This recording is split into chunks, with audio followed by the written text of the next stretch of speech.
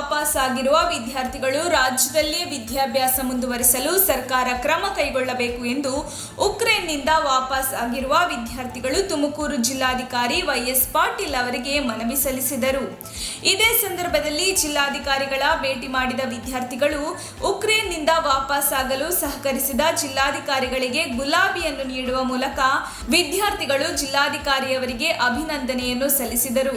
ಉಕ್ರೇನ್ನಲ್ಲಿ ವಿದ್ಯಾಭ್ಯಾಸ ಮಾಡುತ್ತಿರುವ ವಿದ್ಯಾರ್ಥಿಗಳು ಏಕಾಏಕಿ ಯುದ್ಧದಿಂದ ಸ್ವದೇಶಕ್ಕೆ ಆಗಮಿಸಿದ್ದು, ಈಗ ವಿದ್ಯಾರ್ಥಿಗಳ ಭವಿಷ್ಯ ಅತಂತ್ರವಾಗಿದೆ.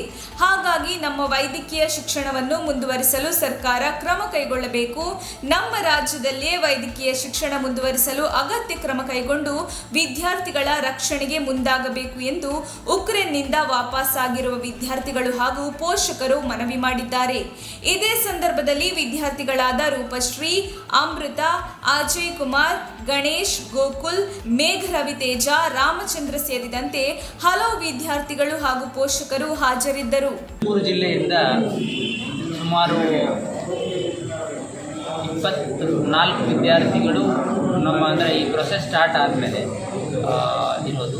ಆಮೇಲೆ ಅದರಲ್ಲಿ ಒಬ್ಬ ವಿದ್ಯಾರ್ಥಿ ಅಲ್ಲೇ ಇರ್ತಾನೆ ಅಂತ ಬೇರೆ ದೇಶದಲ್ಲಿ. 23 ವಿದ್ಯಾರ್ಥಿಗಳು ಏನು ಯುದ್ಧ ಪ್ರಾರಂಭ ಆಯಿತು ಅದರ ಮೇಲೆ ಅದನ್ನು ಹೊರತುಪಡಿಸಿ ಇನ್ನೂ 2 ವಿದ್ಯಾರ್ಥಿಗಳಿದ್ದಾರೆ. ಒಟ್ಟು 26 ವಿದ್ಯಾರ್ಥಿಗಳು ಇವತ್ತು ಬಂದು ಮನವಿ ಸಲ್ಲಿಸಿದ್ದಾರೆ. 26 ವಿದ್ಯಾರ್ಥಿಗಳ ಮನವಿ ಅಂದರೆ ಅವರು ಬೇರೆ ಬೇರೆ ಸೆಮಿಸ್ಟರ್ಗಳಲ್ಲಿ ವಿದ್ಯಾಭ್ಯಾಸ ಮಾಡ್ತಾಯಿದ್ದಾರೆ. ಮೆಡಿಕಲನ್ನು, ವೈದ್ಯಕೀಯ ವಿದ್ಯಾಭ್ಯಾಸವನ್ನು ಮಾಡ್ತಾಯಿದ್ದಾರೆ. ಅವ್ರದ್ದು ಮುಖ್ಯವಾದ ಡಿಮ್ಯಾಂಡ್ ಅವ್ರದ್ದು ಮತ್ತು ಅವರ ಪಾಲಕರ ಪೇರೆಂಟ್ಸ್ ಡಿಮ್ಯಾಂಡ್ ಏನಂದರೆ ಸೆಮಿಸ್ಟ್ರಿಗೆ ತಕ್ಕಂಗೆ, ಅಂದರೆ 2ನೇ ಸೆಮಿಸ್ಟ್ರ್ ಇದ್ದರೆ 2ನೇ, 3ನೇ ಸೆಮಿಸ್ಟ್ರ್ ಇದ್ದರೆ 3ನೇ, ಆ ರೀತಿಯಲ್ಲಿ ಕರ್ನಾಟಕದಲ್ಲೇ ಯಾವುದಾದ್ರೂ ಒಂದು ಮೆಡಿಕಲ್ ಕಾಲೇಜಿನಲ್ಲಿ ನಮಗೆ ವಿದ್ಯಾಭ್ಯಾಸಕ್ಕೆ ಅವಕಾಶ ಮಾಡಿಕೊಡ್ಬೇಕು ಅಂತ ಅವರು ಸರ್ಕಾರಕ್ಕೆ ಮನವಿ ಸಲ್ಲಿಸಿದ್ದಾರೆ.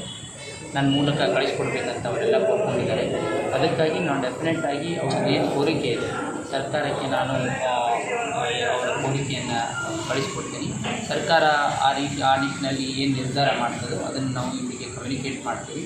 ಅಷ್ಟೇ ಅಲ್ಲದೆ ಇದುವರೆಗೆ ಅವರು ಪಾಲಕರೇನಿದ್ರು ಭಾಳಷ್ಟು ಸಂಯಮದಿಂದ ಇದ್ದಿದ್ದಕ್ಕೆ ನಾನು ಜಿಲ್ಲಾಡಳಿತದ ಪರವಾಗಿ ಹಾಗೂ ಸರ್ಕಾರಗಳ ಪರವಾಗಿ ಅವರಿಗೆ ನಾನು ಧನ್ಯವಾದಗಳನ್ನು ಅರ್ಪಿಸೋಕ್ಕೆ ಇಷ್ಟಪಡ್ತೀನಿ.